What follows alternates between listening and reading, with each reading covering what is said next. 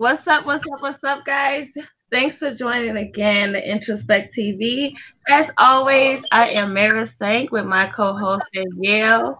What's up, Danielle? Hey everybody, how's everything going? How you living? How you Today living? on the panel we have Paradox Report, Curlin, and Bobby. How you guys doing today? Excellent. Good. I'm good. Doing fantastic. So today we're gonna jump right into it. We had Bobby bring us a good discussion that I thought was worth talking about. Bobby, you want to tell us about it?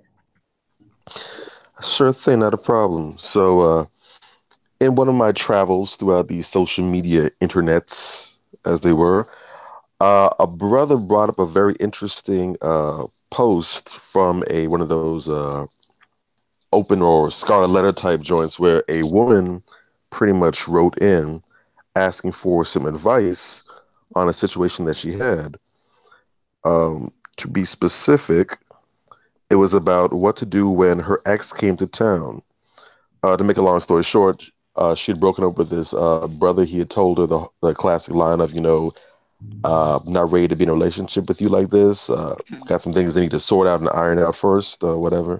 So when they're separate ways, uh, newsflash, some years pass on. She's now engaged to a man that she describes as a good man. And he phones in saying he's in town for a business trip. Can they link up for a second? So she accepts his invitation. They meet up for dinner. Oh shit. And during the course, he confides in her, lets her know that pretty much, he still had a lot of hoe in the system that he's trying to get out. But apparently he's gotten out of his system and he would be interested in picking up the relationship again with her. Now, her response in the letter was that, she didn't realize how much she still had feelings for him and she was very much interested in him. But of course, she's engaged to her fiance. He's a good man. He hasn't done anything wrong by her. And so now she was confused. She wanted advice. What should she do? And when I shared this tidbit on Marisank's page, I stated that this is precisely the exact situation that meant, hello? I'm Someone listening. hang up? Oh, thought someone dropped. And I say that this is exactly the precise predicament that many men reference to when they say that good men get screwed over or get played in favor of the bad boy or the dusty dude or the guy who isn't as well put together as he should be. So what I found interesting about it is that she said that she's engaged to a good guy and her ex called her for lunch. I'm trying to figure out why she even went on to have lunch with him. That was Step one. me. But then Gail seems to have a different of opinion. Do you want to tell us what your opinion of it, the situation was, Danielle? I kind of feel like it was probably a need for some validation. I think she should stay with her current. I feel like the guy that she dated previously, he dumped her. Like he broke up with her, which is in itself first of all, it's hurtful to be dumped, but then it's a huge blow to a woman's ego, especially to a woman to be dumped. It's a huge blow to a woman's ego. So I kind of feel like her ex-boyfriend didn't think she would move on and get engaged. And so I think in the meme or the post, they were both 33 when they broke up. And so 33, you're an adult, you know what's going on, you know what's up, you kind of know what you want in your 30s, I think. And so I kind of feel like the guy is coming back to play games and to bullshit her. So I don't think she should go back. But I think if she did go back, she would end up alone. So that's why I feel like she should chill out. I personally, so you don't think that she's still in love with her ex? I don't. I don't think she. Oh, go ahead, Paradox. So, I'm sorry. I was just trying to get. Who is that with the Danielle? I agree with you. Yeah, I don't feel like she's in love with her ex. I think that when he broke her heart, that was more of an ego thing. But if she found somebody and got engaged, don't get me wrong, it when you find a man and you find a new man and that new man makes you happy, of course you get this certain type of glow about yourself. You're smiling, um your pretty really comes out when you have a good man. And so of course when you don't go back to that ex and you not chasing the ex down, the ex tends to come looking for you. So I feel like she should just But why do you think she entertained him in the first place if she's not in love with him? girl, to say, look at me now. You see this. You know what you left. Look. So then why is she so confused? That's the part that I'm not getting. Why is she so confused? You know what? I kind of thought about this and I was like, it was probably after somebody leaves you and they come back, it's an ego thing. It makes you feel good. I kind of feel like her feelings aren't really there. I think she's kind of psyching herself up because it was somebody that left her, but that's just me. So Bobby, do you agree that she's not? I want to hear from the men, Curly and Bobby. What do you guys think? Do you guys think that she's not still in love with her ex? Would you have an issue with your woman, your fiance, going to see her ex and having lunch with him and talk about their past relationship? For me, it's a no. Why is it no, Curly? Because like if you're supposed to be rocking with me, like you don't have any space for anybody else, especially if y'all have been intimate like that. You know what I'm saying? I'm not finna pick up and go meet up with one of my exes and have lunch to talk about what. You know what I'm saying? I'm not even gonna put my lady in that kind of predicament for it to even be any level of discomfort there to start with. You know what I'm saying? What the fuck we gonna talk about? You know what I mean? They're gonna talk about the past. Exactly, but see that's how I operate. You know what I'm saying? But like if I were her, I would tell him to kick rocks and keep on going. And if I were her, I also would not have met him for lunch, because once you get face to face and y'all can exchange energies and all of that kind of stuff, yeah, I guarantee you that there was some choosing signals being sent both ways. And you know what I'm saying? That really, really, really confuses the whole situation even more. I kind of feel like she's not really thinking of what happened the last time he dumped her ass. Because if she was really thinking about like what happened, that hurt of being dumped, she wouldn't really be so quick to just hop back in and be like, oh, okay, I'm so confused. I don't really think she's being logical. She's thinking about it. She's still in love with him. That's why she went to have lunch with him. That's why she's confused now.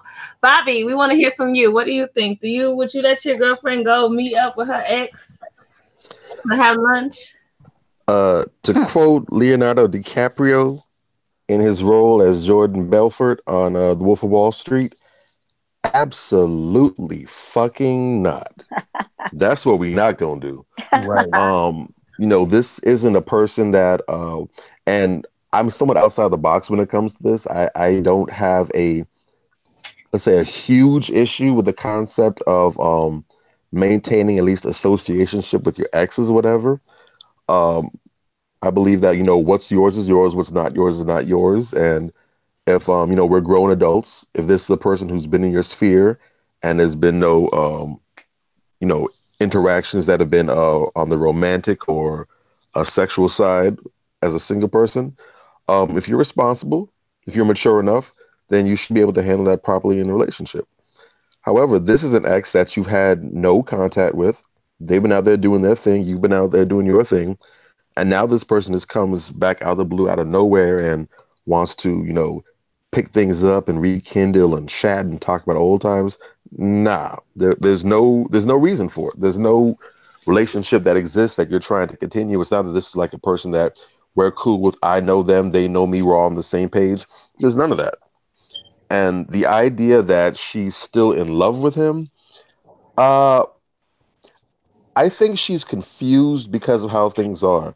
Most women, typically when relationships go sour, usually things end on a bad note. Especially when you have a guy like that who still hasn't decided they want to be monogamous just yet, or they haven't wanted to settle with the person. Usually when this situation happens, it's an infidelity. She finds a text message or catches him cheating, and there's all the drama and the escalations or what have you. But in this particular situation, he was honorable and decent enough, and I'll give him his props for that, to say, hey, look, I got to handle some things first. I don't want to hurt you. I don't want to have this go on. I'm out. Best of luck to you. So he didn't damage her. He didn't hurt her. He didn't defile her or the relationship. He left before that happened. And because of that, I think that was a glitch in the matrix. For the most part, they left on good terms. So she didn't have that opportunity to rage, to vent, to look at him as the enemy. And I'm sure she probably spent a lot of time wondering, I wonder if it's me. Did I do something bad? Was I not enough? So dude rolls up in town. She might have looked at this as redemption for her. And that's all well and good. I mean, there have been stories where people get back with their exes and things are fantastic. But the problem is she's in a committed relationship with this dude now who's been good to her. And it's to the point where they're engaged. It feels to me like she's about to become a victim of her own ego. And if I were her fiance, this whole situation would be in jeopardy right now. That wedding about to get called off real quick. Right. It's a whole party foul. A whole party foul. For real. So Paradise Report. Sorry. Yeah. What do you think? Do you think you would go back to see your ex, have lunch with him, figure out what happened in your relationship, and you're engaged? I'll tell you this much. My godfather always used to say, when you drop something, you don't pick it up. And that could just be his message to me for my life path. I mean, not in all situations, but for me, yeah, I could see where dropping something and not picking it up is imperative. And I'll say this.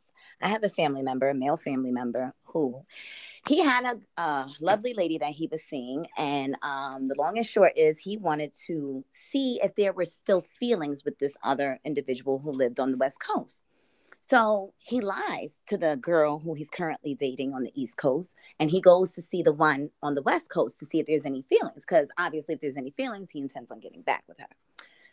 He gets back, he goes to see the one on the West Coast. He realizes he wants nothing to do with her, that things are over.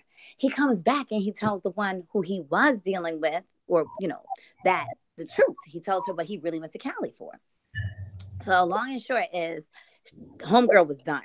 She was finished. And when I tell you, my family member went hard for her. He bought her something from Tiffany's. He sent flowers to her job twice. There was nothing he could do at that point to have her back. So I would say, when you get something good, to cherish it, to honor it. Or you shouldn't be in that new relationship if you're not fully over, the past. But at the same time, one nail takes off the other. So, for me, I would rather be safe than sorry. That's pretty much it. I feel like for me, I'm just like, because me and Danielle kind of got into an argument about this. I just feel like she's definitely not into her current boyfriend, her current fiance, like she says she is. Because to me, there is no ex guy I've dated, guy I've talked to, guy I'm interested in that could come back into my life right now and have me confused about my current relationship.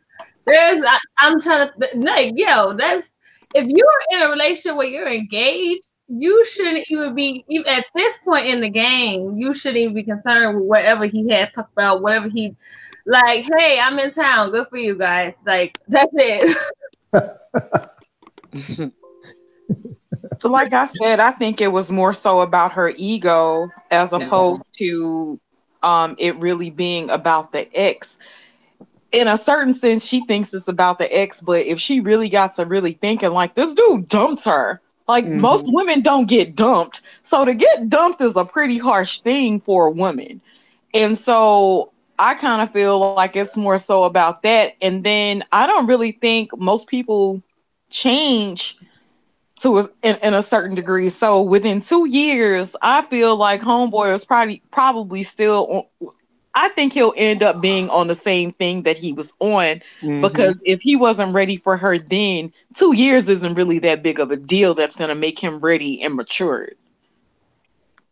I don't think the thing is that like I said before, I don't agree that it's like her ego. I feel like she still has feelings for him because it's been 2 years. Like, who cares why he dumped you and whatever the case may have been? Why did you in a whole relationship? You about to get married? Why do you even care at this point?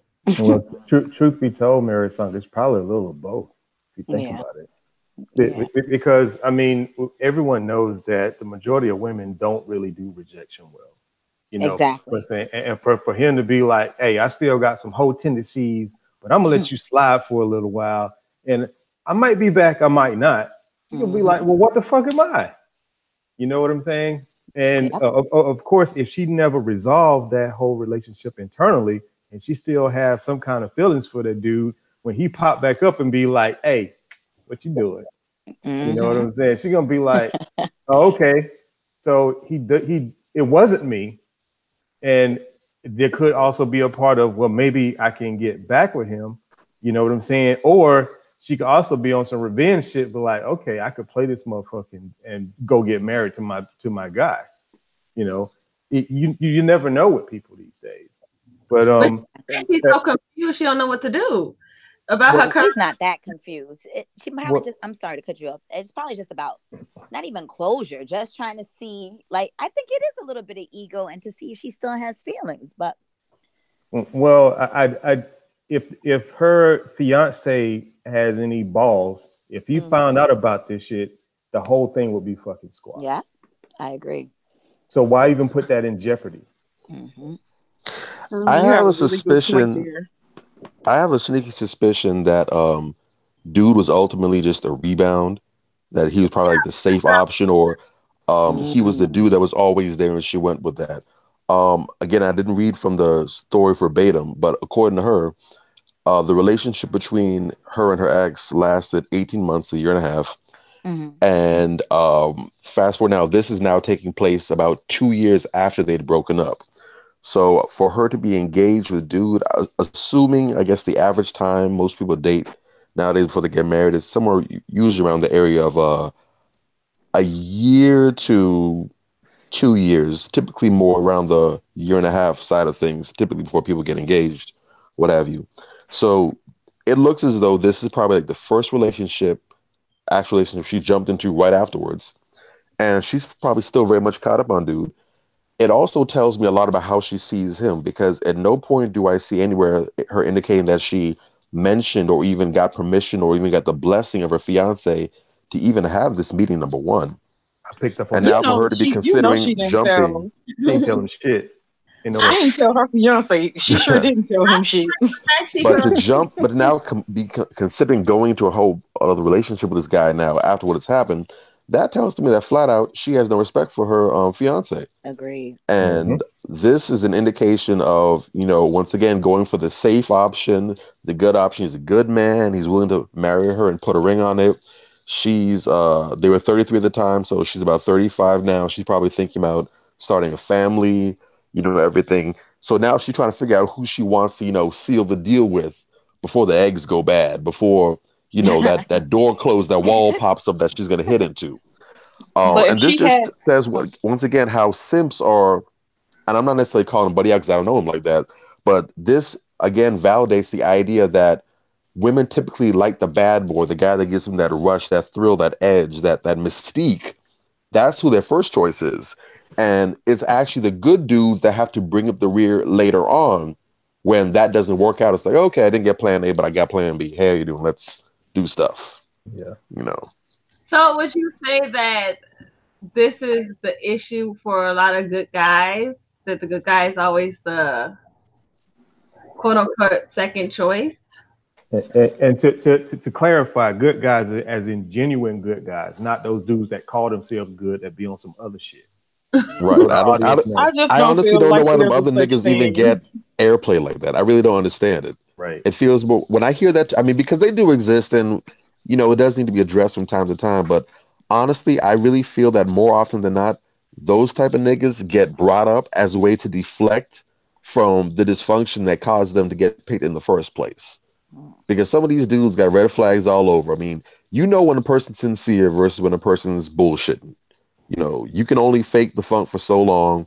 And especially if you're watching them in other everyday situations, I mean, if a dude's flaking with you, he's going to be doing that elsewhere in other places, period. Because integrity is a thing. Integrity isn't something that you put on and take off like clothes.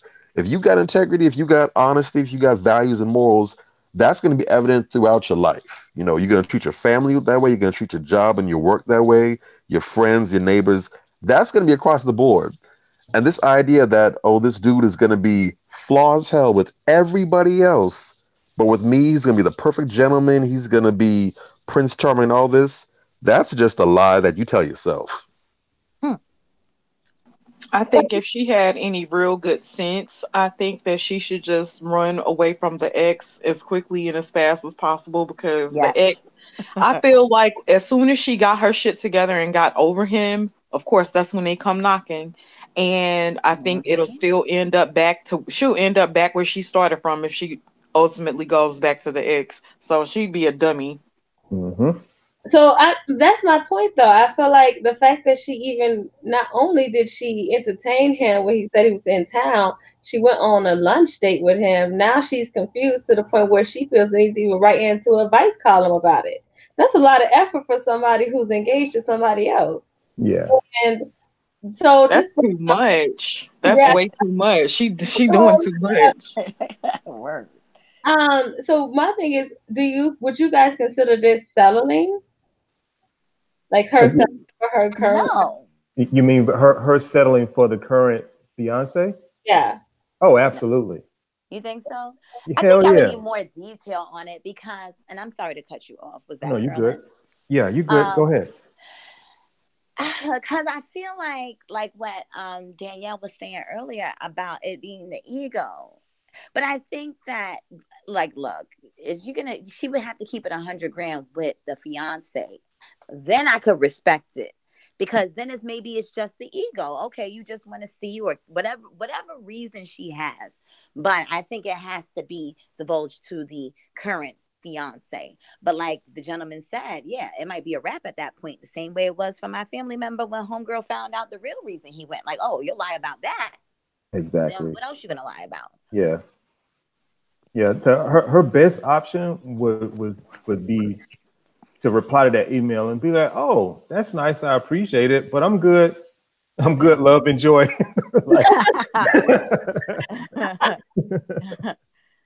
Would you say so, guys? Would you say that in terms of settling, do you think most people kind of settle when they get into a relationship and married, and do you consider settling a necessarily a negative thing?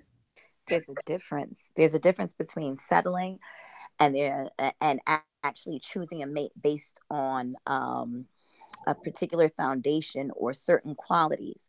And I think that a lot of relationships now, we want somebody who makes us feel like, all the heart flutters and all of that. But, really, in order to build, that person who gives us the butterflies may not be able to build with us. They may not have that same mindset. So, are you saying actually settling where you really don't want to be with the person, but this is good for you, versus let me choose a partner. Let me be more mindful of how I'm choosing a partner, because they may not be my ideal, if you will, like the lover boy type. So I think that there's a difference there. Danielle, there is a difference between settling and being practical about choosing a mate. Yeah, in a certain sense, because most people don't think that you can have the fantasy mate plus the person that stimulates your intellect. So a lot of people kind of feel like, okay, this person will cook, clean, rear the kids, and they're great at this point, and I know they're down for me. I know I can trust them.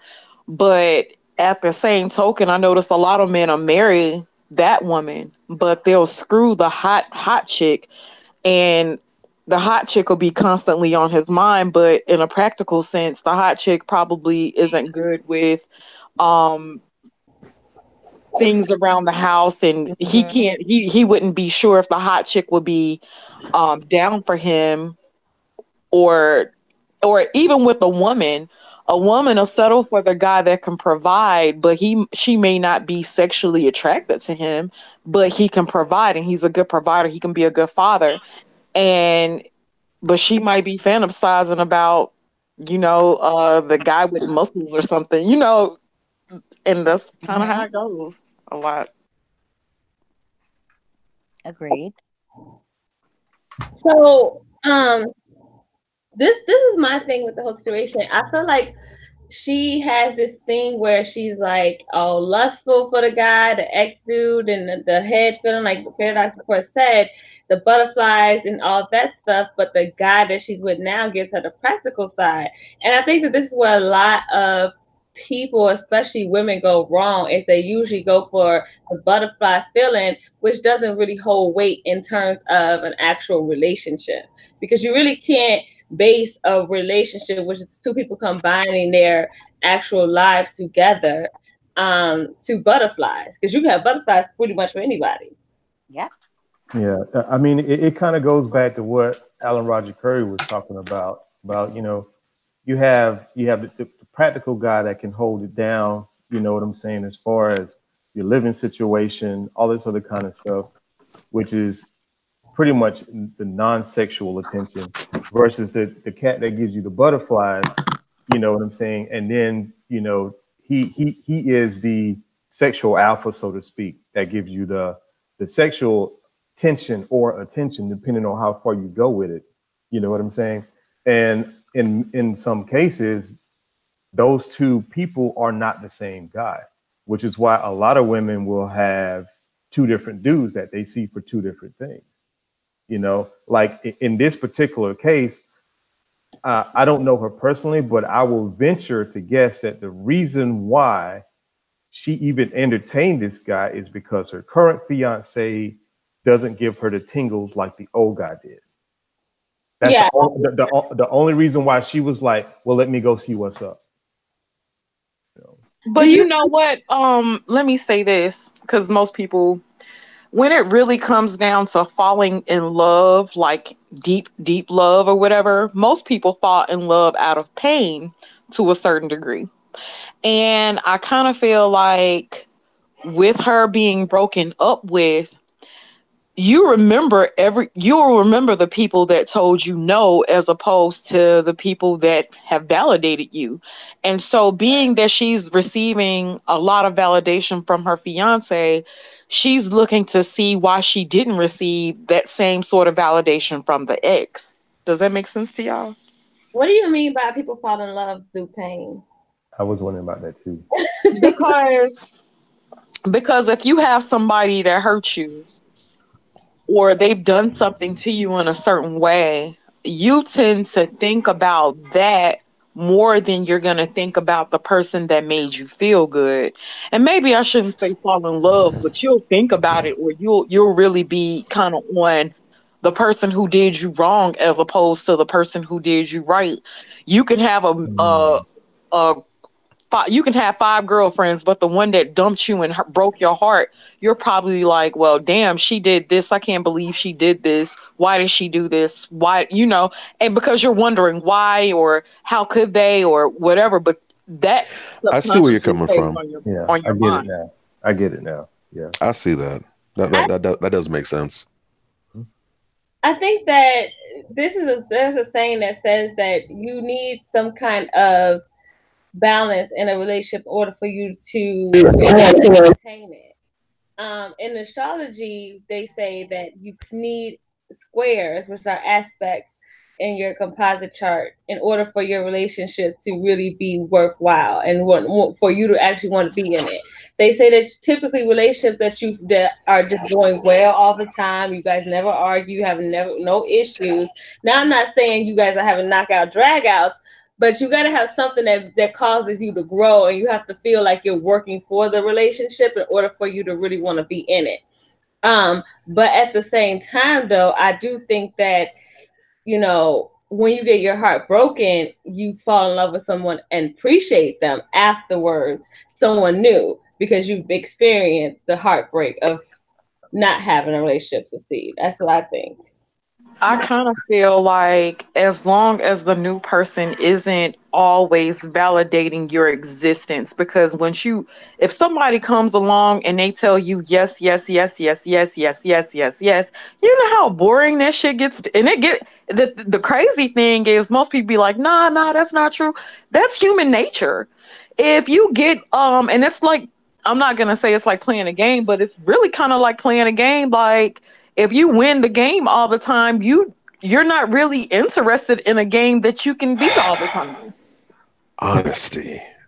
Damn, that was refreshing. Ooh, I feel like I was just out on the beach for like 5 hours and someone hit me with a cold glass of Fiji. God damn.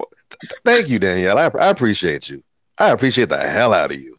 It's rare, ain't it? Man, look, because the reality is that's so very true. And again, that's where you get this whole concept of, and I was just talking with someone earlier about this, the whole aspect of how nowadays in 2019, especially as it pertains to Black society, we really do not have an abundance of dominant masculine men, at least not in the positive sense. Typically, the masculine Black men that we have in society are generally assholes. You don't necessarily have the righteous types who use that dominance for the betterment of their families and the people around them. It's usually more of a self-centered nature, but it's still masculine and it's still what women desire. And so even though everything about this dude says U-turn, caution, hazard, red flag, quarantined, all that, because of what it naturally brings out in a woman, because it feels innately right, they're still drawn to it like moths to a flame. And that's why you'll have the futures who get play. You'll have the Frequans and the LaDontaviuses who get the action and play because they're assholes, they're jerks, but they're masculine men. They're not afraid to say no. They're not afraid to not give you your way. And they're not going to kowtow. They're not going to bow or bend or buckle if you put up a fight, if you put up a fuss. They'll check you for your bullshit and let you know, hey, you out of pocket. You need to tighten up. And to a large extent, it's not the women or children, but again, from the beginning of time, it's ingrained in this where men are to be the leaders. Women will follow behind strong leadership. People, period, follow behind strong leadership. So when you see a person that looks like they know what they're doing, they're heading someplace, a woman wants to come along with that. You know, that's why the whole concept of, well, what you want to do, or you want to go on a date, or where you want to go, okay, what you want to see. When dudes constantly put women in the driver's seat, women ain't attracted to that. Y'all can do that when y'all single. Y'all don't need no in-house penis just to have you do what you were going to do anyways. That's what singlehood is for. When you with a man, you want that man to let it be know, okay, cool. So you feel like seeing a movie? Okay. Okay, cool. Well, this is out. We'll go see this. You can make it at 12 o'clock, right? Okay, cool. 12 o'clock. Let's go. Get dressed. Wear something decent. We're going to go out for dinner at our spot later on. When women hear that, yes, daddy. Dude pulls up out of the blue and say, hey, you know what? You got the weekend off, right? Let's go to Bahamas. I just got your brand new dress. It's going to be on your bed. Get ready. I'll pick you up at 5 o'clock. Yes, daddy. No pressure. No question. That's so true. Because you leading. And I don't get the vibe from this dude that he is that kind of male. I don't see it from based on how she's talking. Because for starters, we wouldn't even gotten this far in the conversation. As soon as dude pops up, hey, what you doing? Click. Right. Put on the do not call list. So would you say that, because we know that women can settle, do you think men settle in relationships when they get married? Some do, yeah. In what way, though? Is it different from women? No, not really. Not really. Because, I mean, I've seen guys that have been with the one chick and everything was gravy, and then all of a sudden she pick up and leave. You know what I'm saying? He doesn't understand why. And, you know, the next chick that comes along, she feels like she can fix him. You know what I'm saying? But his heart is still in another place and he's not healed yet. You know, so 2 years pass by, he gives her a ring, but he's still, you can tell that he's still in that other space. And the current fiance is kind of in denial. You know what I mean? And essentially he's settling because we all, like in this particular situation, everybody at the job knew that if that other chick popped up, it would be donezo. Kind of like a situation, kind of like this one right here that we were talking about. So do you think that a lot of men are pondering for the one who got away and they're still waiting for her to come back, and they will just leave their wife for the one who got away if she came back? No, only women do stupid shit like that.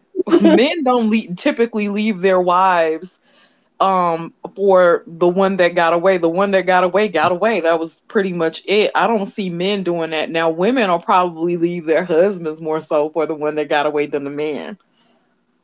Like, once a man settles and says that he's married, generally men don't leave the relationships. It's usually the women. Yeah, I mean, if he's dirty, he might play with her, but he ain't finna leave.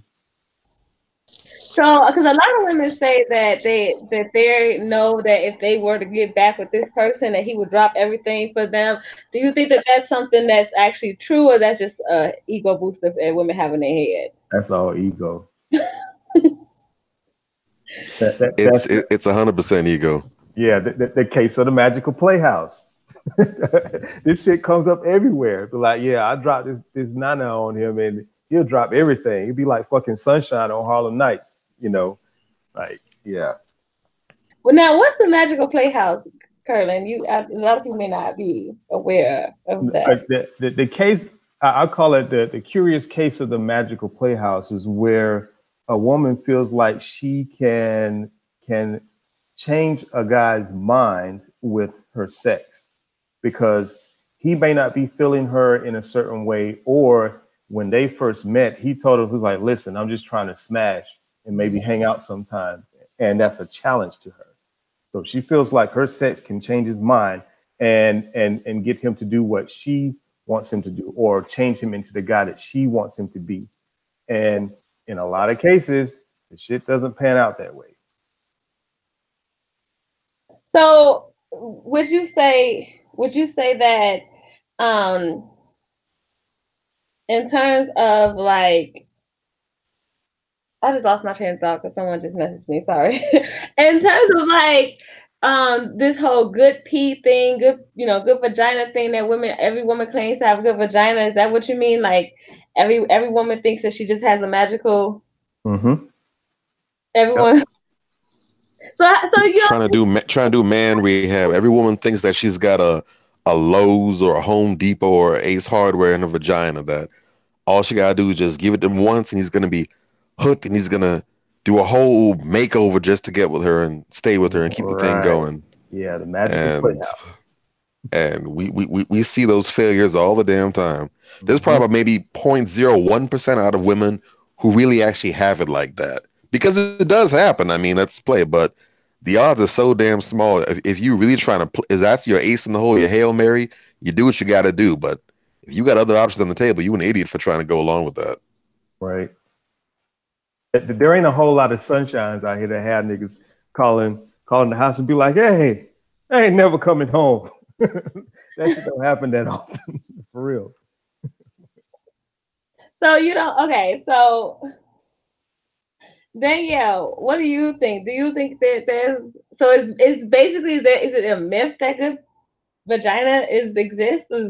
Or is it just that, women can have good vagina, but that's still not gonna change a man's mind or sway him one way or the other? I definitely don't think everybody is a sunshine. Most women aren't. Most women have average vaginas, from what I've been told. And because I kind of feel like it's the person behind the vagina that has to be remarkable for a certain thing to be remarkable for most of us. Now, you might have sunshine running around out here, and when she throws it up, that's what it is. But most women aren't gonna be sunshine.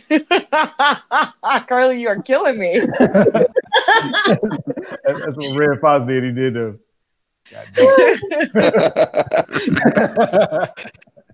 Paradox Report, what do you think? You think that it's a myth that a lot of women have just good vagina? Say it again. That's the question. A lot of women say that they have good vagina, good pee, and they just can get a man to do whatever they want with their vagina. Please. You know how they say Scorpios how Scorpio women are supposed to be freaks. I find that so contrary, and we know we're not just dealing with the sun sign, but no, like a lot of women think so. I mean, but that's not going to change a nigga's mind. Like, excuse my language, but that's not going to change his mind. He might come for you, you know what I'm saying? He might be on you. He might sneak off and see you, but that doesn't change things. Cause it depends on what a man wants. I think some men are just kind of like they have a certain image of what they want or characteristics that they want in a woman. So they might be drawn to the sex, but if the woman is a dingbat, how attractive can that be? So no, I don't think that works. I think to a large extent, it's part of the wording that we use when we talk about it. Because the irony of it is, good pussy really, for the most part, isn't about the pussy.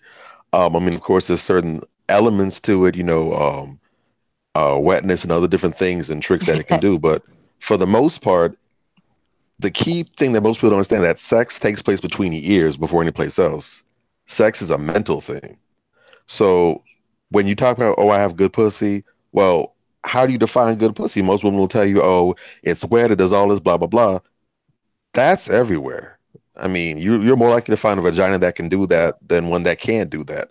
But it's the way that that woman engages with you, her ability to speak to your ego, speak to your mind, speak to your body, to actually benefit you, to get you engaged. Now we're talking about some good sex. Now that's that thing that takes it from ordinary to extraordinary.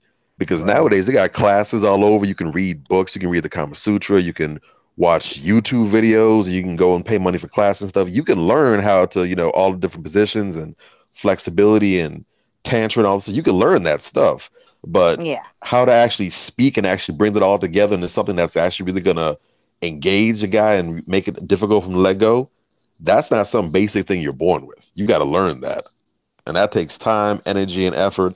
And it's also specific because all men are not alike. We might have things that we enjoy that's common, but in terms of how to reach each individual man, that's based upon that individual.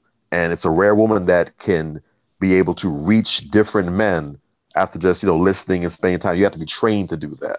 So your good pussy ain't as good as you really think it is. Exactly. So, I want to kind of swing it a little bit away from this subject a little bit. There was a post that Danielle did about this guy who said he had sex with 100 women. Danielle, you want to tell us about the post real quick? Sure. There was a guy named Jared Griffith on Facebook, and Jared. Well, this is the funniest thing because I tried to interview Jared, but I have to tell y'all off camera what happened. Okay. Anywho, Jared said he slept with over 100 women, and that these 100 women were basically wife material, but it was just a vagina was just a vagina to him. So don't really think that your vagina was special. He was like, vagina comes so much at him, and women come at him so much that if one left, even if it was one he may loved, he probably wouldn't cry over it. And I thought that was really, really interesting because, for one, I was like, wow, that was 100 women, like 100. And it was it kind of made me wonder, like, his mindset. But then, looking at the post, quite a few men actually felt like that. And then if you know me and my friends list, I don't just have men from Mississippi. I have men from all over the United States, some in different countries. A lot of them were saying the same thing. Yeah, I can sleep with 1,000 women. So if one leaves, I'm not really that emotionally invested with a woman to where I would just die if she left, or I'm crying over her. And I kind of felt like that was really, really interesting. I would love to know the men's opinion about that. Me too. Well, I mean, it's kind of like what I said on that post. From where he stands, he probably got women throwing it over his shoulder. You know what I'm saying? So, I mean, if a guy is seen as a sexual alpha, he can just show up. You know what I'm saying? There isn't a whole lot of effort that he has to put in, to bag somebody and take them home that night. You know what I'm saying? So you rinse and repeat that. Hell, you'll be at 100 in no time. What he was saying though, it was like, yo, your playhouse isn't made of gold. You're just another one in the line of you're not one of the other 99. Like, you know what I'm saying?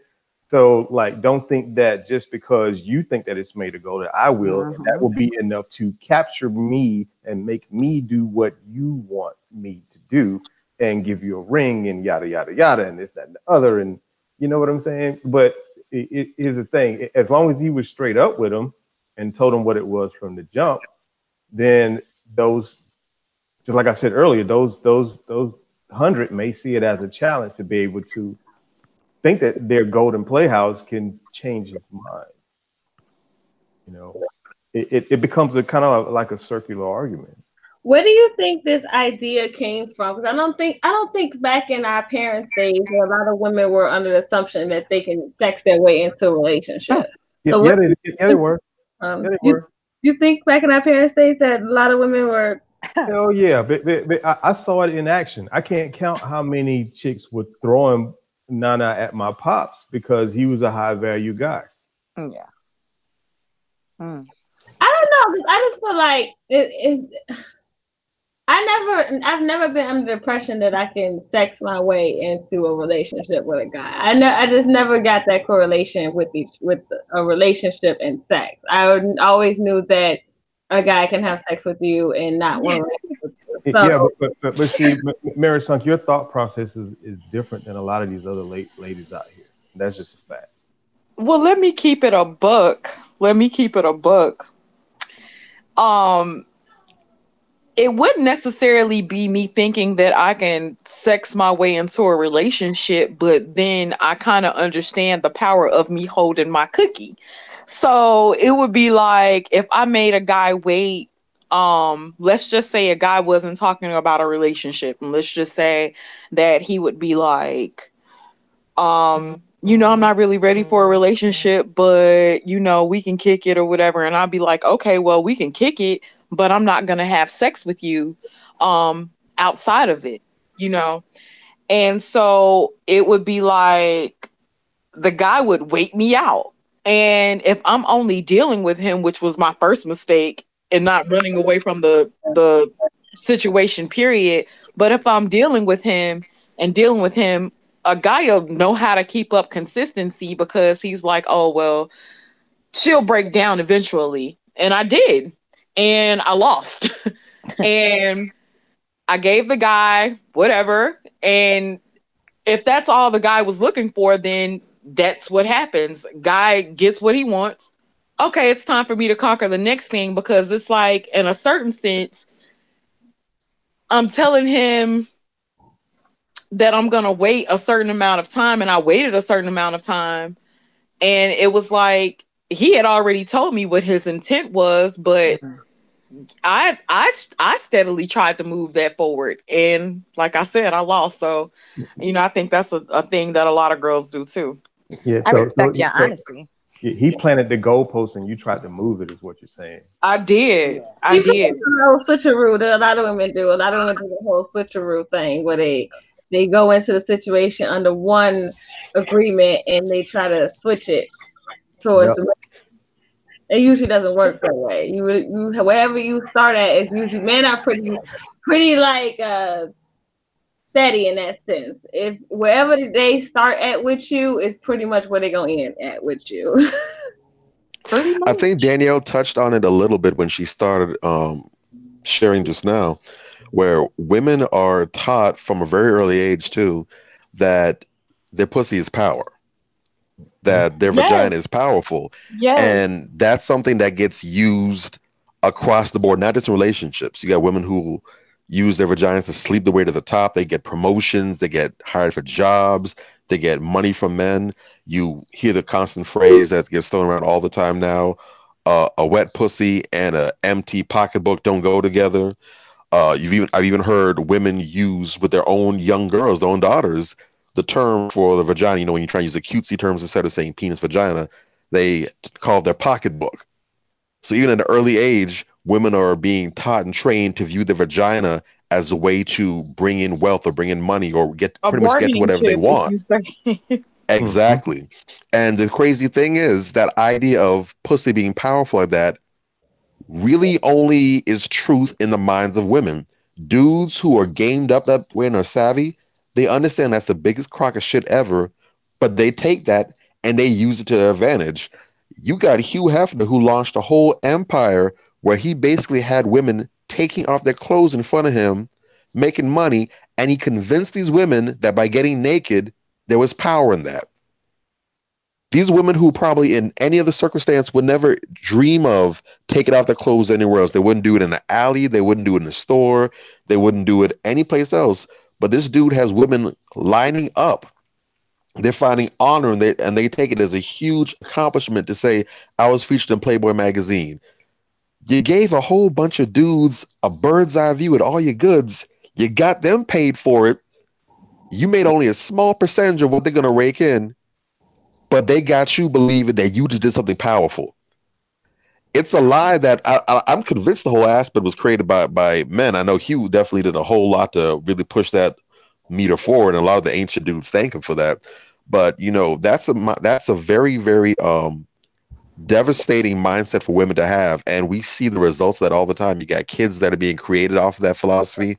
Women that are trying to trap dudes by giving the vagina and having babies later on, as when that doesn't work, they see he's going to leave out the door. Well, I have your kid, you're going to stick around.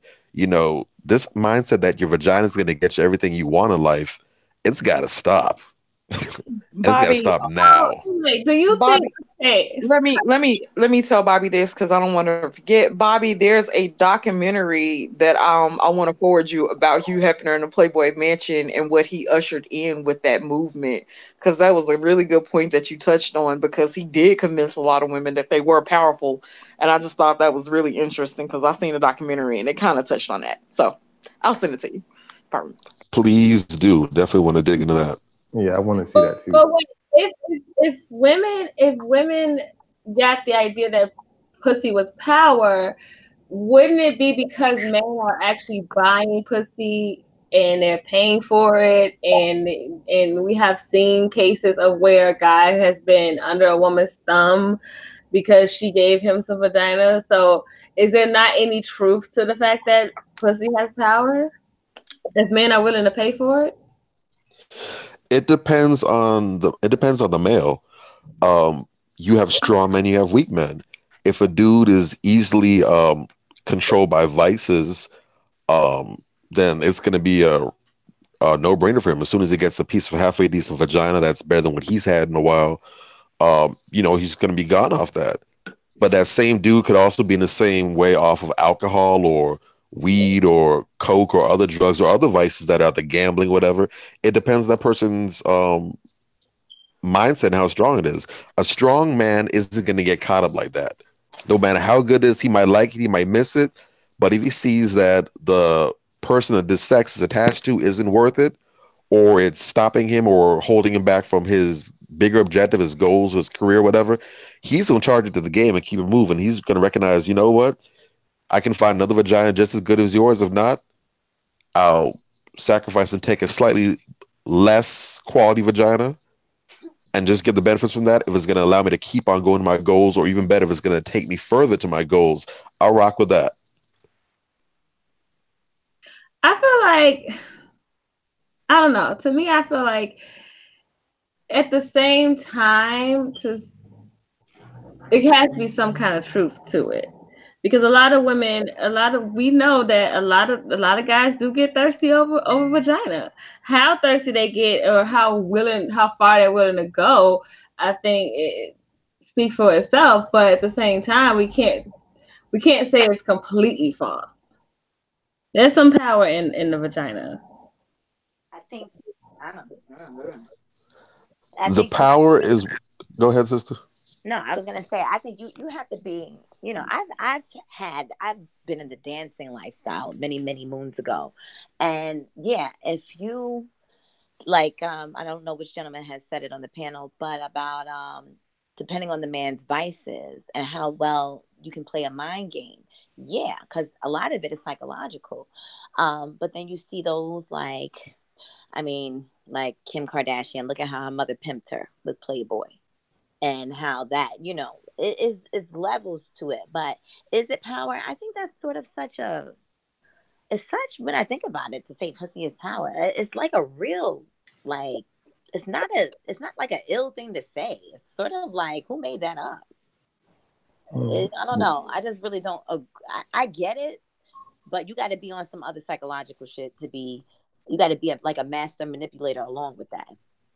Yeah, I would almost say that there's power in a woman's sexuality, and Yes. and then the playhouse is maybe the hook that will pull a certain guy in that she feels like she can manipulate to a certain degree.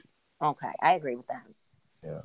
So would y'all say that vagina is maybe more valuable than penis? I think they're both valuable. I can't have one without the other. Yeah, Well, that's a 50-50 Exactly. because I mean there's a lot of cats out there that can get a woman caught up on it because he makes her feel a certain type of way. You know what I'm saying? And it becomes a tool, just like how the woman would use her playhouse as a tool, you know. So It comes down to the buy-in, I think. yeah. Just like it's been said, you know, it's 50-50, but a lot of men have given over their power unconsciously to the point where that expectation has been created where pussy is power. It's power because men have given it that power. It's been acceptable for men to just go ahead and go along with that and just say and do whatever.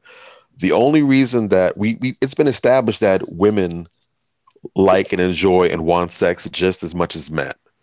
Yep. However, men are more willing to pay for it than women. Why? Because women have been able to, for the most part, stick to their guns and not just give in to every single Tom, Dick, and Harry. Now, you have some dudes who have game and are able to get in the pants for free, whereas some guys can only get to it by having access to that. Because we have lost, for the most part, what it takes to be able to charm or talk to a woman in a way where she's willing to cooperate with our agenda. Cat Williams talked about it in one of his stand-up specials where he said, you know, it's, and I'm paraphrasing, but basically, if you have to lie to a woman to get what you want from her, you're not a pimp. No. You just a bum ass dude. If you really got game, if you were a real pimp, a real player, you be straight from the front. You let her know what it is. Look, baby, I'm interested in you. I'm feeling you, but I got some other women interested in whatever. You can get with it, or you can leave it behind. He puts her in the driver's seat. She gets to choose, and if she's liking what he's presenting, if she feels as if she's not going to get jaded or, you know, played or whatever, some will go with it.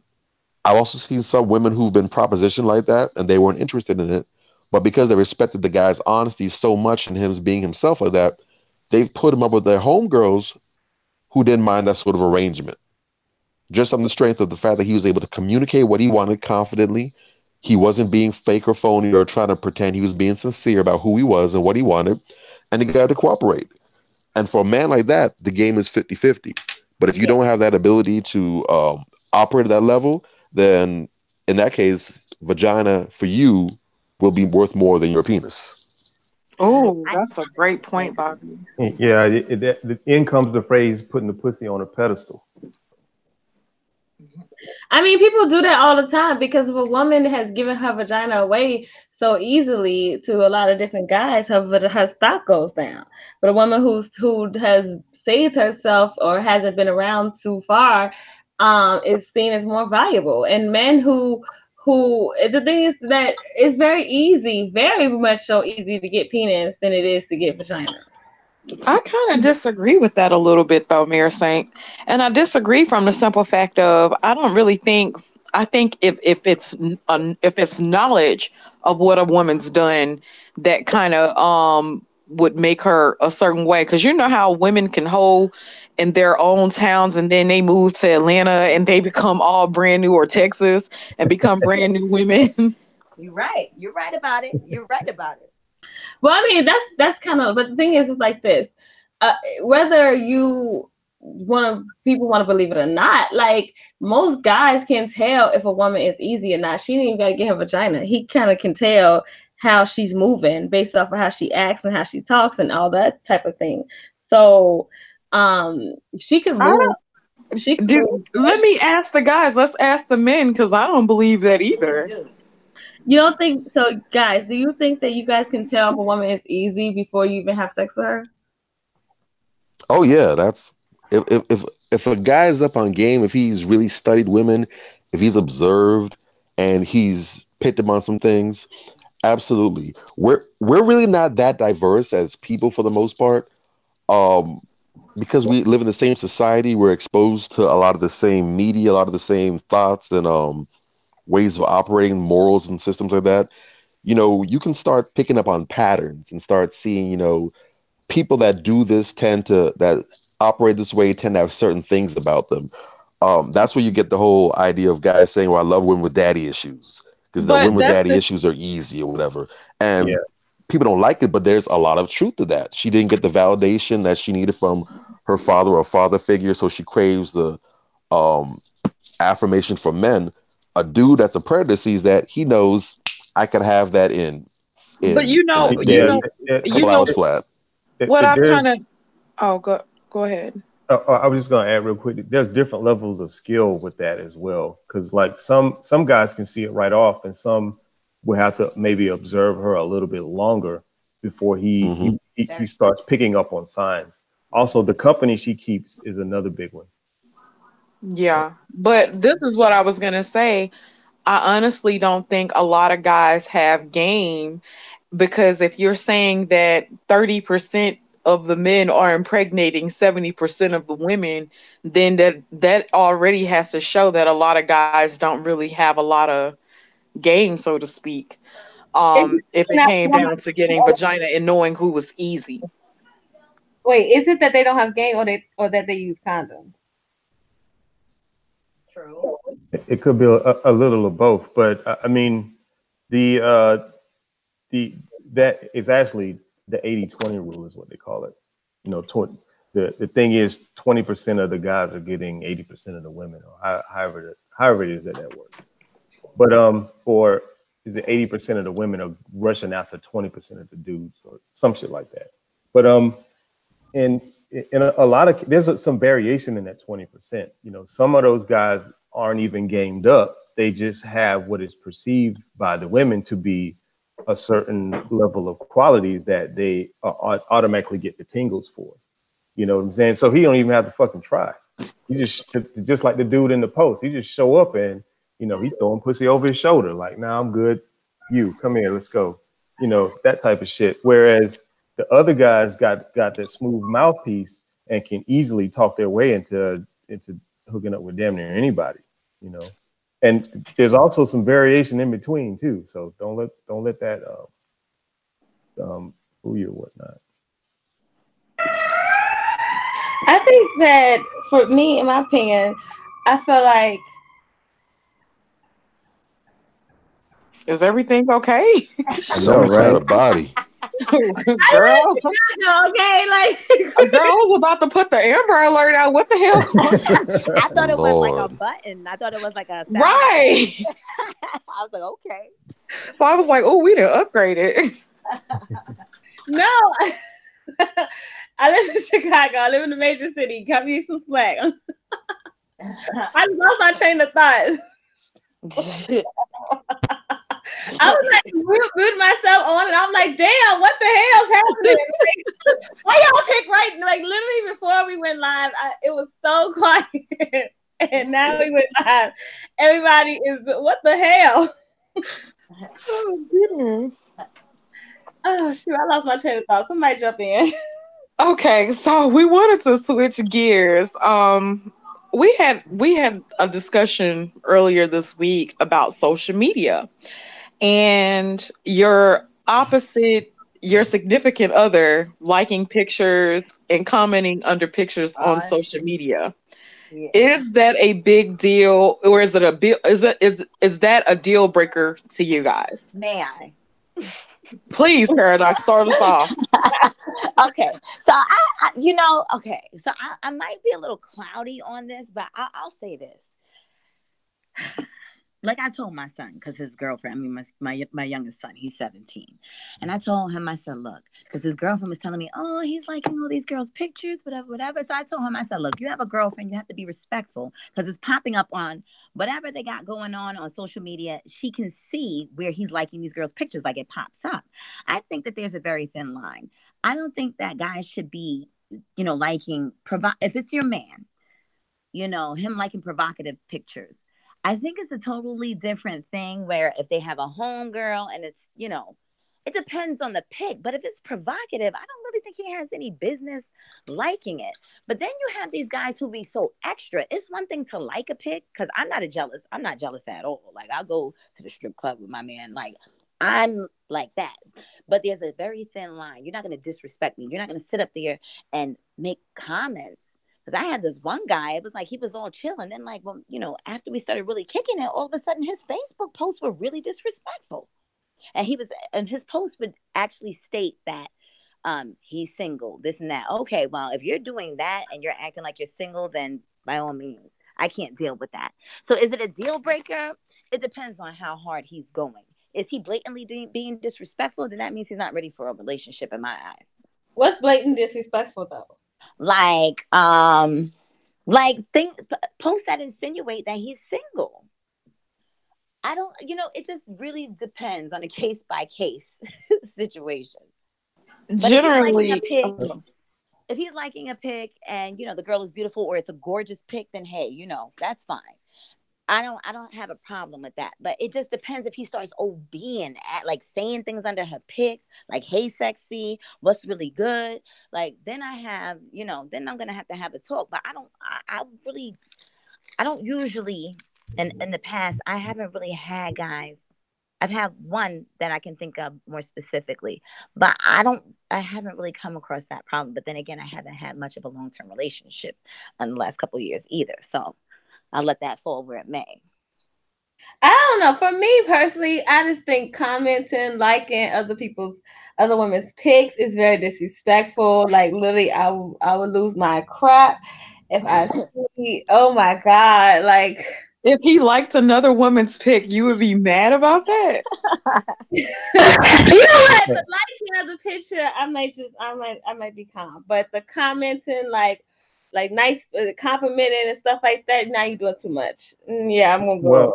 Okay, let me ask you this. How is that any different than him being at, say, the grocery store and he sees somebody that's attractive and they pass by and he said, you look nice today, and keep on going? What do you need to tell her that she looks nice today for? What's the point? I mean, maybe it just came out. You know what I'm saying? Maybe that there was. Say what? You gonna make me hurt you? I'm just being real with it. I mean, hell, they could have locked eyes for a second, and he just said, "Hi, you look nice today," and kept on moving. I can see if he whoa, wait. I can see if he stopped and was spitting game. Now that's a different level of shit. You know what I'm saying? But if he didn't even look back, then that is no different than scrolling on Instagram, double tapping the like, saying you look nice, and then keep on scrolling and, killing time or whatever else the hell he might be doing on Facebook. My thing is, if you commenting, you complimented her, you want her attention, you want to get her ego booster. And if I'm your woman, if you feel like she looked that dang good, you need to go ahead and be with her since she looked that damn good. But that's kind of true. I see what girls are saying too, but it depends, because I tell women that they look nice. You know what I'm saying? So that's why I'm like, if you look beautiful or whatever, it just depends on the type of dude you got.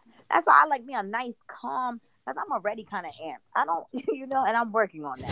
So I like a smooth, calm dude. But if somebody's beautiful, then shit, like, that's just what it is. But if he's got a problem, because some guys just have some guy, I mean, it's a lot of women. It's a lot on Instagram. So to constantly be liking somebody's pictures, like I have a homegirl who says, she's like, why do you have to like it? She's like, why do they have to like it? Why can't they just look at it? That's what I'm saying.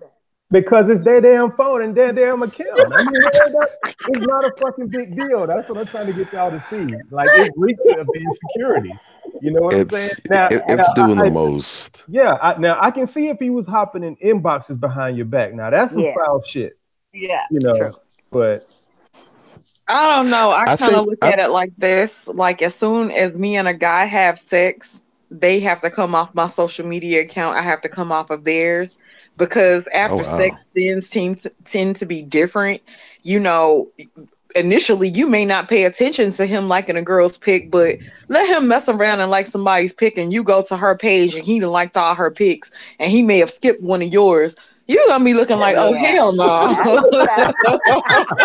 So what you trying to tell us, Danielle, is that oh my God, you got some game changing box and you be encountering some game changing peen. That's what you're telling us. I mean, if you put the effort to make it like that, then that's what it's gonna be. So I hope I'm somebody's sunshine, and I hope somebody's my Ron Jeremy. Not to say that I know who that is, but anywho. Hell you do. Right. So, Bobby, I mean, nothing wrong with liking pictures and commenting while you're in a relationship? I don't see a huge issue with it, to be honest. I'm more about what's being said as opposed to all that, because you can like a picture, whatever, you can pay compliments. Compliments are nice, compliments are cool. You know, we're people, we're human beings, we're social creatures.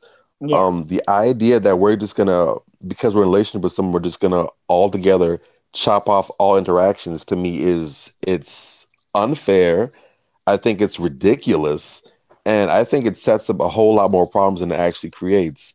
You know, I've been marveling for the longest time when people talk about how when they get in a relationship, you know, their significant other can't have any opposite sex friends whatsoever.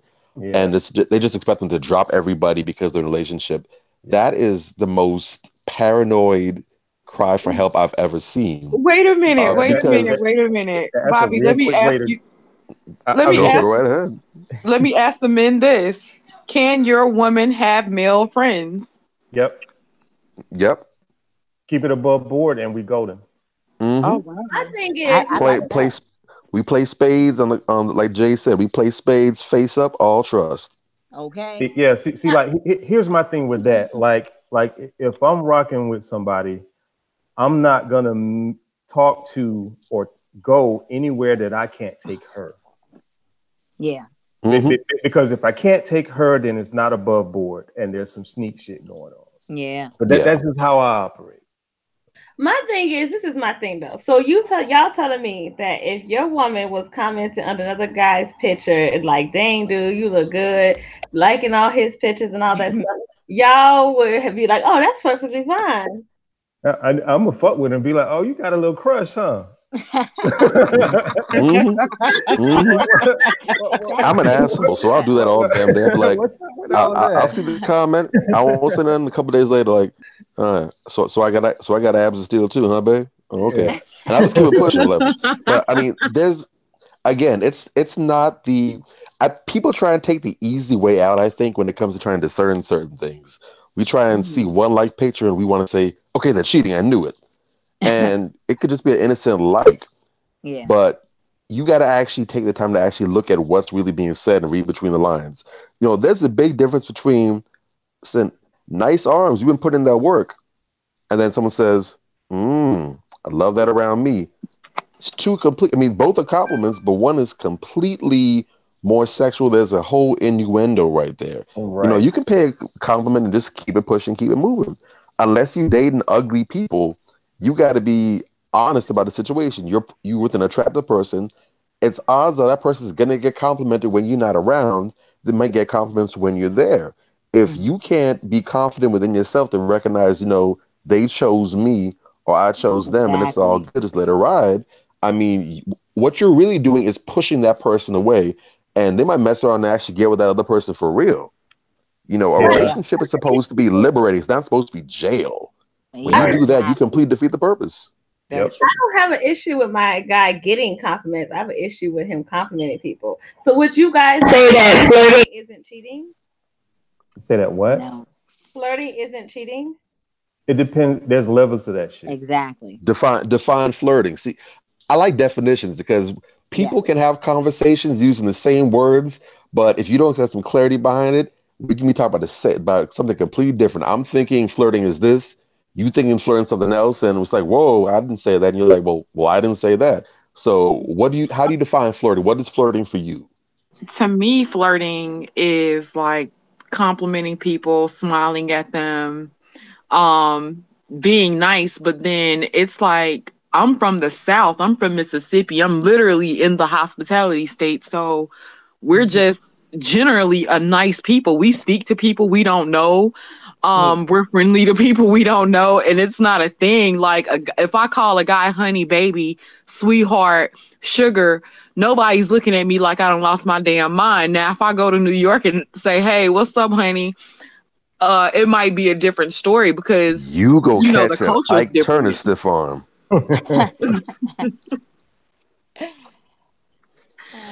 So you would consider that bad flirting if because we use a lot of terms of endearment down here, and it doesn't mean anything to us.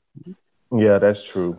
It's like Mhm. second nature to your existence for the most part. I'm in Georgia, so Right. So you gotta again, it's the quality of the reaction. You gotta know your person.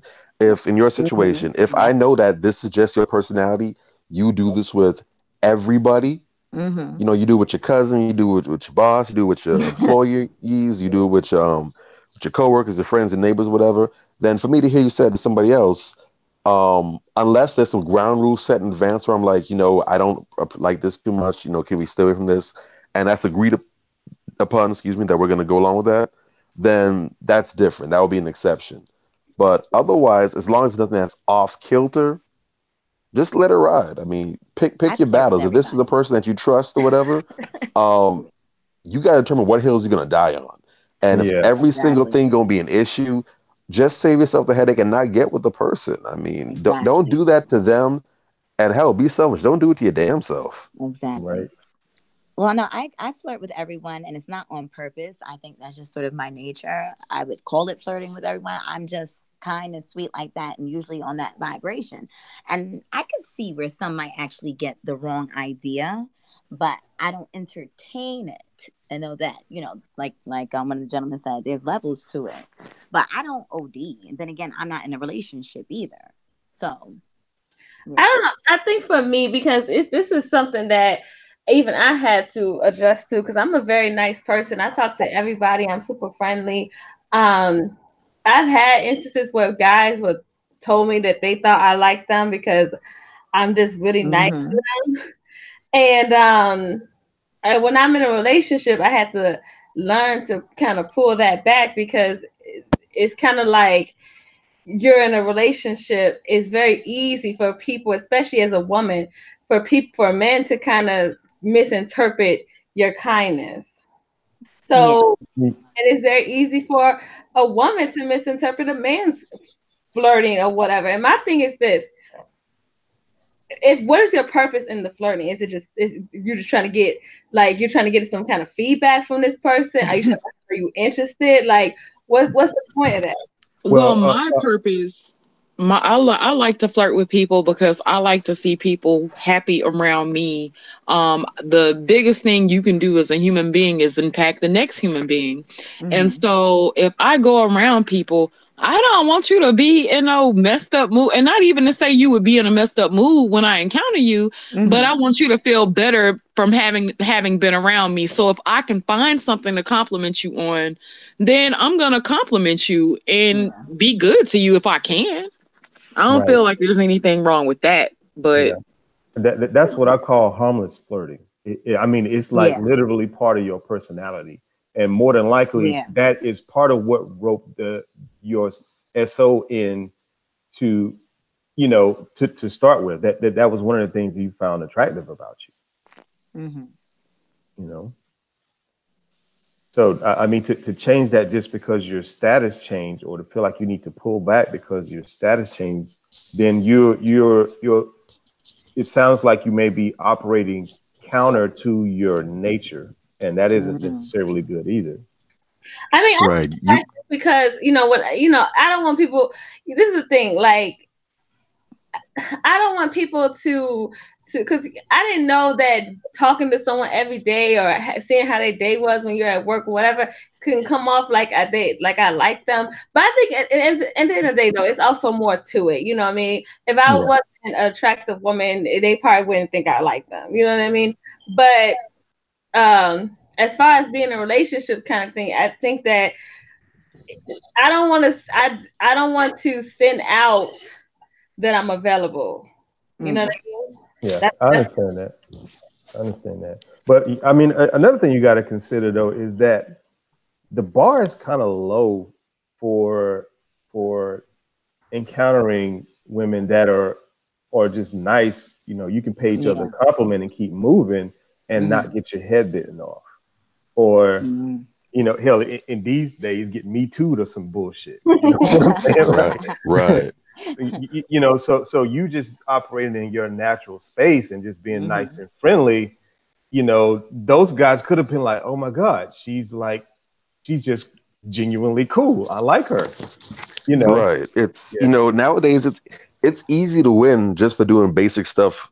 Yeah. Because things are just so far thrown off now, you know. It's in a way it's just as dangerous for women to even deal with guys as it is for guys to deal with women. You know, you miss and say the wrong thing or even say the right thing at the wrong time to a woman and you're getting accused of street harassment. But at the same time, you do have some dudes that, you know, they'll try and shoot their shot. She makes it clear respectfully in a, you know, a neutral tone or just a friendly tone. I'm not interested. And all of a sudden it's, well, fuck yourself, bitch. Kill ya, shoot your ass. I mean, so, you know, it's difficult when you just are be able to socialize in a pleasant, non-violent, aggressive way. That could damn near feel like true love right there. I think that just shows how messed up we are. Yeah.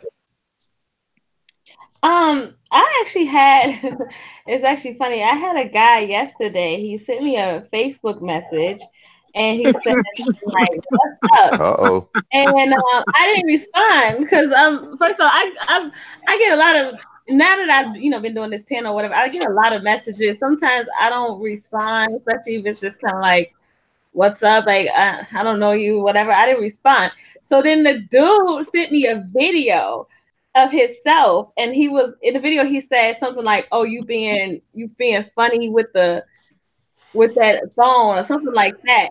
Then he sent me a screenshot of himself unfriending me. Mind you, what kind of Duncan Hines, Betty Crocker, super moist? Oh, nigga! I sent it to Danielle, and Danielle was like, "Girl, he ain't playing with you." I was like, "What?" You don't get the everlasting fuck out of here. Right. I'm gonna send it to you guys when we get off of here. I'm gonna send it to you because I was like, mind you, I'm on the phone with Danielle talking about the show and the panel, and I'm actually like, because I'm expecting other inboxes, so I don't like my notification to say I have a message, and you know what I mean. I'm thinking, yeah.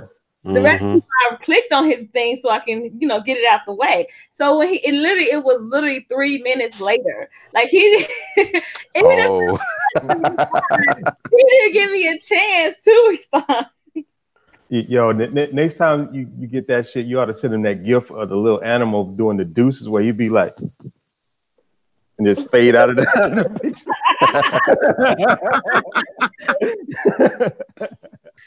No, but do men expect I was like, dude, I don't. First off, I'm in a relationship. Like, do men think that we have to respond to that? I don't even know you. Like, what is it?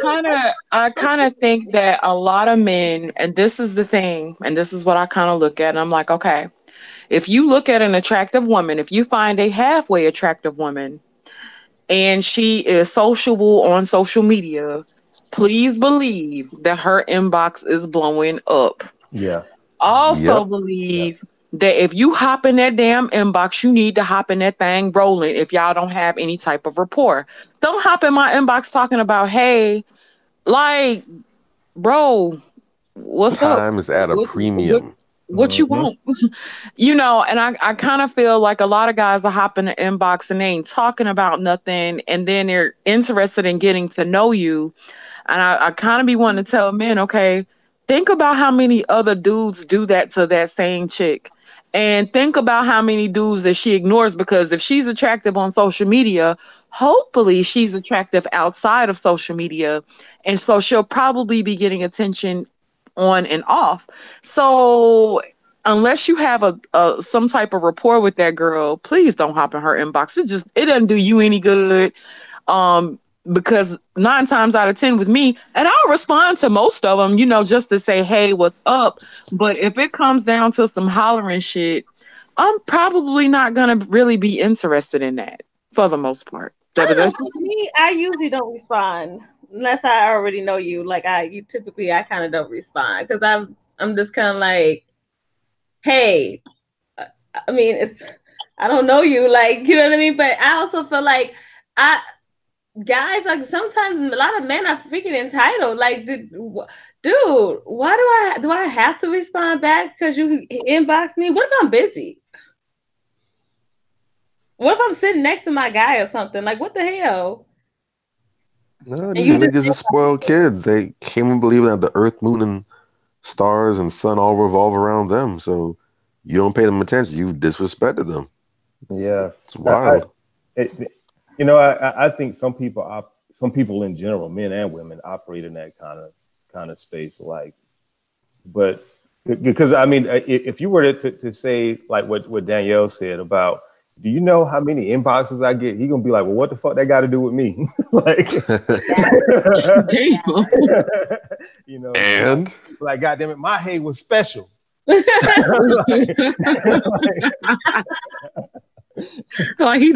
homegirl, I use emojis and everything, sis. Right.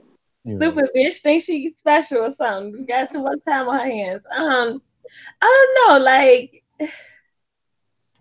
I've even had people. I don't know. Social media kind of weirds me out a lot. Like, I've even had people that I don't know personally, and I literally have to tell them because they will hop in my inbox and say something like they know me or something. I have to be like, dude, I don't know you in person. Like, I don't know you. Like, you need to calm down. Just because we may have liked each other's posts or we may have commented or whatever the case may be, I don't know you personally. Like, do you not know that we don't know each other in the real life? Like, we don't really know each other. Well, I mean, when you add someone, even if you don't know them on a personal level, you can kind of feel out who they are and how they operate to a certain degree. You know what I'm saying? So maybe this was a case of the dude, you know, like, you know what, she's cool. She's kind of she's logical. She doesn't go off the cuff about certain things. You know, I kind of vibe with her energy. I can see her thought process and where she's coming from. You know what I'm saying? So he may feel like, hell, he may even seen you on here. You know what I mean? and he's like, okay, I can kind of see how she is and how she operates. You know what I'm saying? But on the flip side, you have no idea who the hell he is. You know what I'm saying? So when he hops in and he starts talking like he knows you, it's because he's already familiar with your work that you've put into your YouTube channel or some of your posts that you put on Facebook, you know, the things that you say, certain shit like that. You know what I'm saying? That is why it may come off creepy to you. And you like, motherfucker, I don't know you. Like, you just random guy number 35. You know what I mean? Like, I wish my inbox was popping like that. My inbox is not popping like that. No, I wish, you know, I've had guys say, you know, hey, I've kind of seen you around, you know, on social media, in the social media streets or whatever. And I'm like, oh yeah, cool, thank you. But I've actually had people argue with me about like, oh, I like when people hear me say that, you know, I've been celibate for X amount of time before I got to my relationship, whatever the case may be, they're like, I know you lying. Like, Dude, I don't know you. I'm not gonna front. Yeah, I thought she was lying at first too until I got dead serious. Me too, girl. Me too, girl. Carolyn, you too. Well, I mean, it was kind of one of them where you do the Omar Epps meme and he just go, "Come on, now."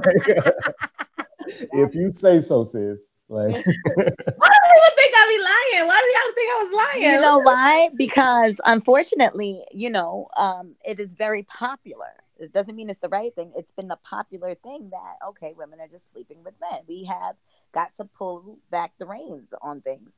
And so when you told me, I'm like, well, damn, none of my other friends. But then when, after talking to me for a while, I'm like, yo, homegirl is dead serious. So, yeah. Oh, you start believing her? I still don't believe her ass. You don't? I know she ain't lying. Yeah, plus I mean, we guys, we see it all of the time where a lady will be like, I'm celibate now. Meanwhile, their body count is 3 times his. They'll never cop to that, but it's true. I have a question for the men. Yeah. Because I had somebody ask me about my body count, and look, I'm not gonna say how old I am. However, I thought it was a little odd. They're about a decade younger than me, and I have never been asked about my body count since high school. Does that matter to men? And do men even ask that question? Because, like I said, I haven't been hit with that question until about 6 months ago. Somebody asked me, and I was like, "Whoa!" Wait! Before the women answer, the universal number is 3. It's 3. The universal number is 3. Did Danielle give you that? 3 to the 5th power. Always say 3, guys. Always say 3.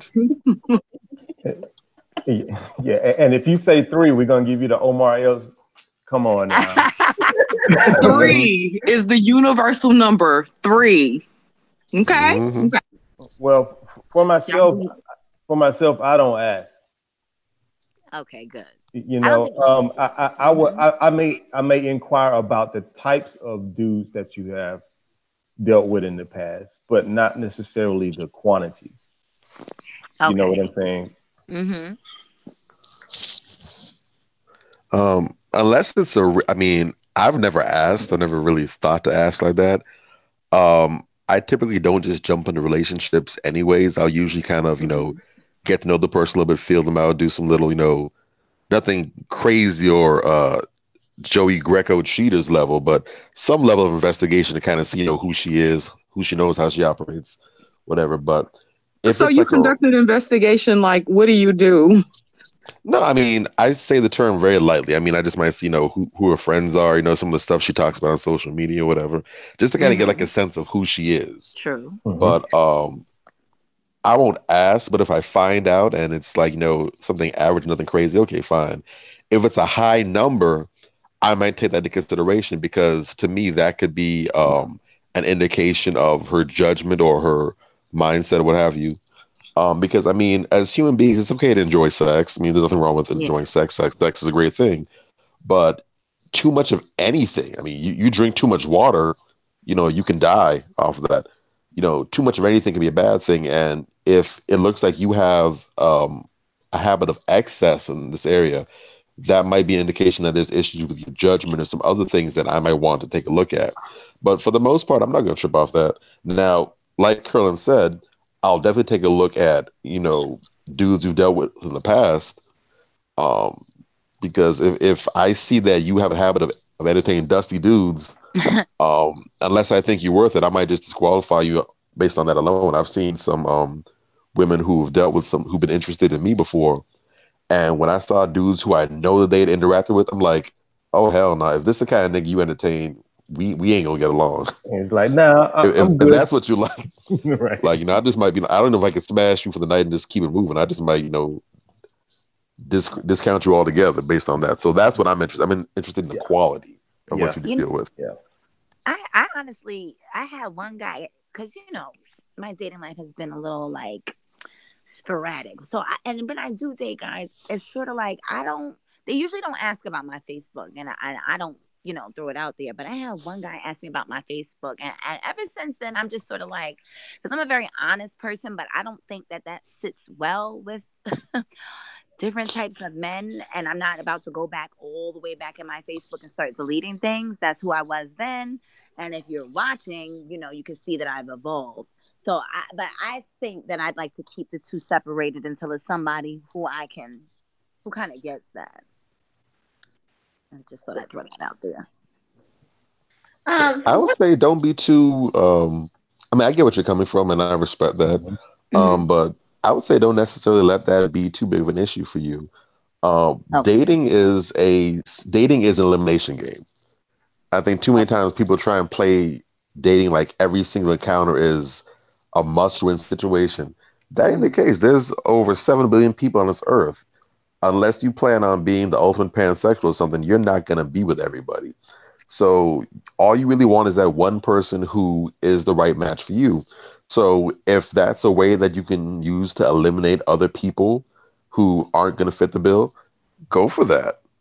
If you find the one person who can see that and recognize that and respect that and roll with it, and you feel them, yeah, that just did you a favor. Exactly. That's true. Very true. Yeah. Thank you for that. So what's considered a high body count, though, Bobby? Depends on the age too. So yeah, you definitely have to factor in the age as well too. If you're 18 years old, if you're a 30-year-old woman, because then we can just double. I don't know. If you're that too. If you're a 30-year-old woman, I guess when you take some things into consideration, it could probably be anywhere from about I'll be fair and generous. 20 I'd say anywhere from 24 to about 30, 38. If you're in that range, that's at least a red flag. You got as many dudes as typically here's the thing. I would expect for guys to have higher body counts than women. Yeah, simply because dudes typically are more aggressive. They're more out there trying to close the deal. Women, for the most part, even in this so-called sexually liberated age we're in, women, for the most part, still exercise a large degree of selectiveness in who they allow themselves to deal with. So just by sheer volume, just pitching. If a dude says he's 30 years old and he has about 40 or 50 or 60 bodies under his name, 60 is a little high even for a dude like that. But if a guy says he has 30, 40, 50 bodies to his count, I'd assume that he was just very aggressive pursuing that, and he probably got started having sex very early. For a woman to be at that level, that to me almost suggests that just about every single dude has really come at her. She's more or less had some access. Like there's at least 1 out of 2 chances you approach her, you're going to hit. And that's why I said, again, the judgment comes into call, because women have more to lose from that than guys do. So if every 2 or 3 guys has a chance of landing in there with you, I'm questioning what other things that you do. Maybe your hygiene on a point, maybe you're just reckless in general with other stuff. Maybe you have a death wish, or maybe you just have a very risky lifestyle altogether. Go ahead, Carlin. I'm sorry. Oh, I was going to say my average is about 1 for every year you've been alive. If it's much higher than that, then I'm gonna be like, okay, now what the fuck you been doing? But anywhere up to maybe 5-10% higher than every year you've been alive, I'm not gonna trip over. I'll tell you this much: the one who asked me about my body count, I was so thrown, right? So he told me with a straight face, I think his number was 67. And he, if I'm not mistaken, is about 27. I think he's about to be 27. So I was just like, I think that is a lot. It is. For a 27-year-old who just started having sex. So you think he said the year before he went to college. So that's not even a whole decade. It's a lot of women. I was told by this guy when I had posted the guy with 100 women, someone made a comment and said that they had hit 100 women by the time they were a senior in high school. Wow. And I was in shock. But then this was my question. This is what I wanted to ask to the guys earlier because I forgot. with men having that many sexual partners, is it really hard for them to make a real connection with somebody? Oh, good question. Mm. For the guy or the woman? For the guy. Yeah. Mm-hmm. For both. Shit. Yeah, really. I would say definitely could be for the woman, because you guys are emotional by default. You know, it's just how you're built. You know, for the guy, I don't know. It's really tough to say. Because I mean, you hear it all the time. A dude can be married and stick the side chick and not feel a goddamn thing, and then go home to his wife and make love to her the next day. You know, but I'm gonna say. Oh, sorry. Oh no, I was done. Oh, I'm gonna say for me, because I only can speak from my own experience. The guy that I'm with now, like, he was a confirmed bachelor. So he was used to doing the casual thing, the friends with benefits thing or whatever. I think that number one, he has to be open to, making a real connection with you. And number two, guys like that, you can't meet them in the bedroom. Like, you ain't gonna be able to sex your way into, because that's what they're used to. So you gotta be pretty much offering way more than your vagina, because they're not moved by it. You know what I mean? You gotta be interesting. You gotta have a great personality. You gotta be what they want in a woman and a wife. You have to bring something else to the table that tells them why they should, because for him, he's comfortable being a bachelor, sleep with a whole bunch of women, not have nobody in his ear, whatever. You have to be able to give him something that says why he should give all that up. And I had Paradise Report's mom even told me that. She was like, you probably offered for him a reason for why he would want to give that up, because right now he probably don't have no reason to want to get into a relationship, because it's not easy being in a relationship anyway. You know what I mean? Yeah, I mean, he also could be tired of that life too, because it does happen. Oh no, he wasn't. What you say? I missed that. What'd you say? He wasn't tired of that life. He wasn't what? He said he has to be tired of the bachelor life. Oh, I said he could also be tired of that life. It could be. Yeah. Could be a combination. Also, you just put a little voodoo on them, and then they tend to. Oh God!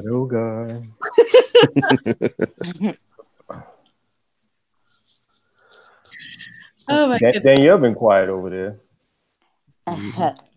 Danielle's chilling today. She's on her chill shit today. She taking notes. Gabe just makes me go to another level. Y'all know how he is. And do you see how calm I am? Sag and the Gemini, natural. Maybe that's what it is. Maybe it's because Gabe ain't on the panel. Maybe he Gabe on the panel because where Gabe at? Let me get some nitrous into this thing. Because y'all argue like an old married couple. Girl, Gabe know he wants to be my big daddy. That's all it is. They all be wanting to tame me. That's all. Oh shit. Oh my goodness. Oh my God. Well, anyways, guys, this has been a great discussion. I really appreciate everybody for joining. Please, for the people on the panel, please hold on before you click off after the broadcast. Thank you guys. Please make sure you like, comment, and subscribe to our channel. Any closing words from you guys? We can start with Danielle. I just want to thank all of you guys for joining the panel. Bobby, Paradox, and Curlin, thank you so much for being here. We always look forward to talking to you guys. It was a great discussion today. Look forward to talking to you guys again. And everybody in the comments, like, comment, share, subscribe. Thanks. Have a good night. Bobby? Always a pleasure. Enjoy chopping it up with you all. Just be honest and transparent in your dealings with each other. I think if you take the mindset of being considerate of what you would appreciate in a relationship and just doing that for the other person, that'll at least take you halfway. Also, make sure that you discuss things. If communication is king, and I believe it is, boundaries are queen. So state expectations up front, set boundaries and limits in the sand, respect those, and talk and keep it 100. And you'll be surprised at the kind of relationships that you can build and how long and far you can go. Be good. Curlin. I just want to thank y'all for having me on. It's been fun as always. And I'm gonna plug my upcoming channel real quick. Me and 3 of my friends, we started a channel called Sitting Around the Table Talking Shit. We haven't done our first broadcast yet, but it's coming. So keep your eyes peeled. You have to let us on the panel too when you do it. Oh yeah. Paradox, you want to close us out?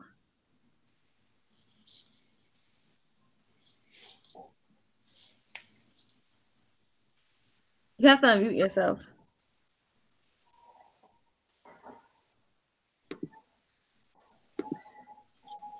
Paradox, where you go? Paradox is like, I'm out, son. Right. She good? Paradox, are you there? Okay. Unless that's who that siren was for earlier. Well, yeah. Thank you guys for joining us. We hope you have a great day, guys. Bye.